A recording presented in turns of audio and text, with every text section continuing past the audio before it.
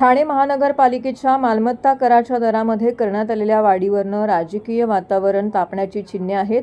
महापालिकेच्या महासभेत मंजूर करण्यात आलेल्या मालमत्ता करवाढीच्या प्रस्तावाला भाजपाच्या वतीने तीव्र विरोध दर्शवला असून ही करवाढ सामान्य ठाणेकरांवरती आर्थिक बोजा टाकणारे असल्याचा आरोप भाजपाने केला आहे.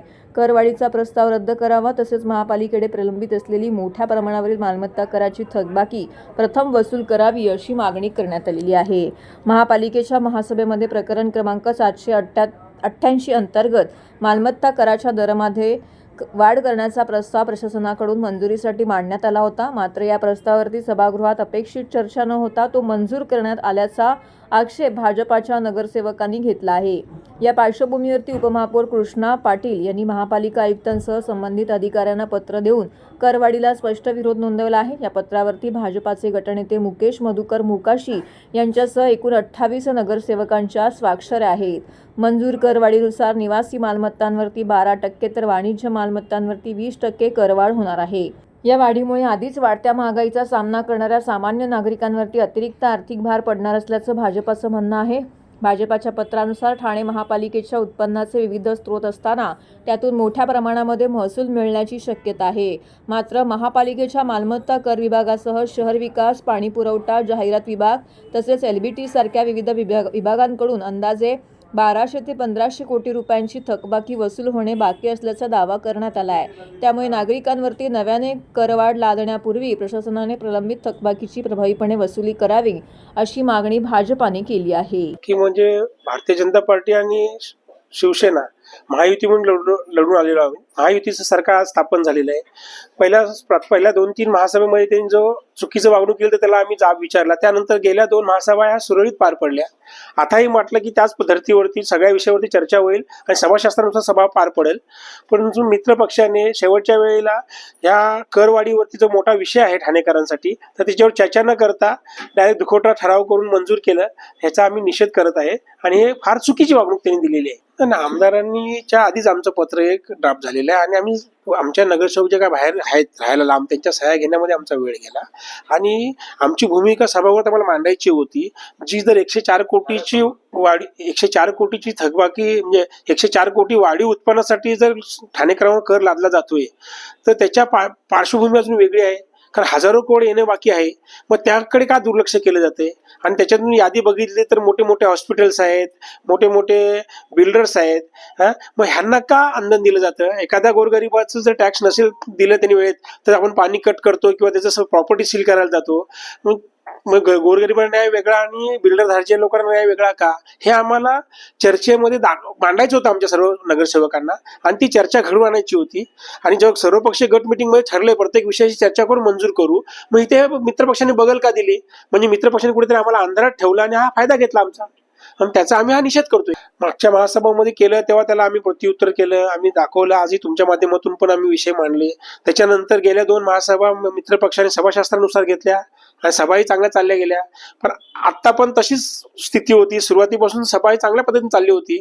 पण जेव्हा कर विषय जेव्हा आला तर याच्या विषयी डायरेक्ट त्यांनी दुखवटा ठराव मंजूर करून दुखवटा ठराव लगेच घेतला आणि विषय संपवला. हे कुठेतरी मित्रपक्षांनी आम्हाला धोका दिलेला आहे आणि भविष्यात याची आम्ही नक्कीच काळजी घेऊ. म्हणजे आम्ही नक्कीच जाणार. कारण सारखं सारखं जर असं होत असेल तर आम्ही मागे सन्माननीय प्रदेश सदस्य रवींद्र चव्हाण साहेब यांनी आले, त्यांच्या अध्यक्षतेखाली आमची एक बैठक झाली.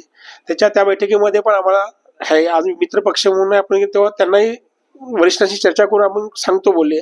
त्यानंतर 3 महासभा व्यवस्थित चालल्या, 2 महासभा. ही 3री महासभा ही त्याच पद्धतीने चालेल अशी आम्ही विश्वास व्यक्त केला आणि त्या भरोश्यावर आम्ही चाललो. पण वेळ आली जेव्हा करवाढीचा विषय तेव्हा त्यांनी लगेच दुखवटा ठराव करून मंजूर करून घेतलं. ही कुठेतरी दुपट्टी भूमिका मित्रपक्ष करतोय हे आता आम्हाला दिसून आलंय.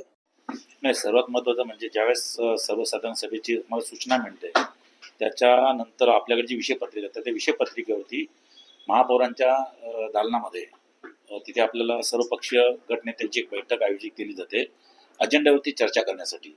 आता ह्या अजेंड्यावरती चर्चा करताना आपल्याला ठाणेकर जनतेसाठी जे काय महत्वाचे विषय आहेत, इतर विषय जे असतात त्याच्यावरती आपण साधकबाधक चर्चा करतोय. पण जे खरोखरच मुळात ठाणेकरांच्या जिव्हाळ्याचे प्रश्न असतात त्या प्रश्नांवरती आपल्याला भाष्य करणं फार गरजेचं असतं. कारण सभागृह एकमेव असं साधन आहे का ज्याच्यावरती प्रत्येक नगरसेवक आपल्या प्रभागातल्या समस्या मांडू शकतो आणि ते सोडवण्याचा प्रयत्न करू शकतो. आणि आजचा हा जो विषय कालच्या महासभेतला जो विषय होता, 778चा जो विषय होता, जो कर दरवाढीचा होता, तर ह्याच्यामध्ये त्यांचं उद्दिष्ट मुळात म्हणजे कसं आहे की एखाद्या गोष्टींची करताना आपण त्याचं साध्य कुठपर्यंत आहे ते बघणं गरजेचं. ते उद्दिष्ट होतं त्याचं फक्त 105 करोडचं. बरं, आतापर्यंत जी थकबाकी जी आहे ती थकबाकी ही शेकडो करोडांमध्ये आहे. मग एवढं असताना आपण जे प्रामाणिक करदाता, बरं हे ही दरवाढ जी आहे ती नेमकी कोणावरती आहे, तर ती सर्वसामान्य करदाता जे प्रामाणिकपणे ठाणे शहराच्या तिजोरीमध्ये आपला कर प्रामाणिकपणे भरण्याचा प्रयत्न करत असतो. मग त्याच्यामध्ये तुम्ही पण आहेत आणि आम्ही पण आहोत. मग असं असताना ज्यावेळेस आपल्याला उद्दिष्टच फक्त 105 करोडचं आहे आणि हजारो करोडची थकबाकी जर आपली आहे, तर आपण मूळ उद्दिष्ट आपण कुठे ठेवलं पाहिजे? आपलं टार्गेट असणं पाहिजे की थकबाकीची वसूल करणं गरजेचं आहे. आणि त्यामुळे ती थकबाकी वसुली करण्यासाठी ज्यावेळेस आम्ही सभागृहामध्ये ज्यावेळेस या विषयावरती आम्ही चर्चा करणार होतो आणि गट मीटिंग मध्ये आम्ही सांगितलं होतं की जरी समजा लक्षवेधीने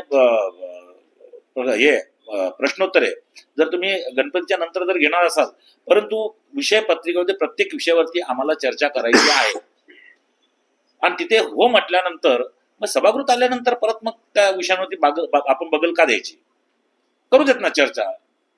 तुमच्याकडे बहुमत आहे ना, मग चर्चा करून तुम्ही सांगा ना बाबा हा प्रश्न याला घ्या, मतदानाला घ्या. शेवटी मतदानाला जाताना पण तुम्ही सामोरं देत ना, तुम्ही सर्वात जास्त तुमची संख्या आहे. तुम्ही जसं म्हणताय त्याच पद्धतीने आमची गट मिटिंग होत असते आणि आमचं पण तेच म्हणणं असतं की आमच्या प्रत्येक नगरसेवकला आमच्याच नाहीये त्या सभागृहामध्ये बसणाऱ्या कशी आम्ही गटनेते आहोत. या सभागृहामध्ये बसणाऱ्या प्रत्येक नगरसेवकाला आपल्याला याच्यावरती बोलणं फार गरजेचं आहे. आणि हे बोलत असताना हे जे आम्ही जे तिथे सांगतो त्यांना, त्यावेळेस तिथे सभागृह नेते असतात, उपमहापौर असतात, महापौर असतात, विरोधी पक्ष नेते असतात, सर्व पक्ष गटनेते असतात.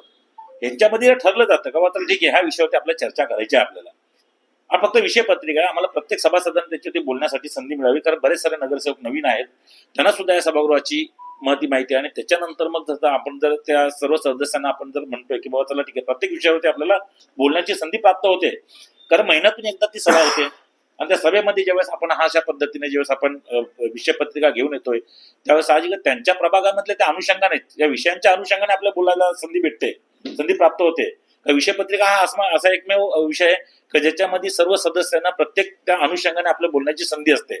विषय कुठला असलो पण त्या अनुषंगाने बोलण्यासाठी आपल्याला संधी प्राप्त होते आणि मग तो नगरसेवक तो लोकप्रतिनिधी त्या सभागृहामध्ये आपल्या प्रभागाच्या काय रचना त्या संदर्भात म्हणजे काय समस्या ज्या असतील ते मांडण्याचा प्रयत्न करत असतो.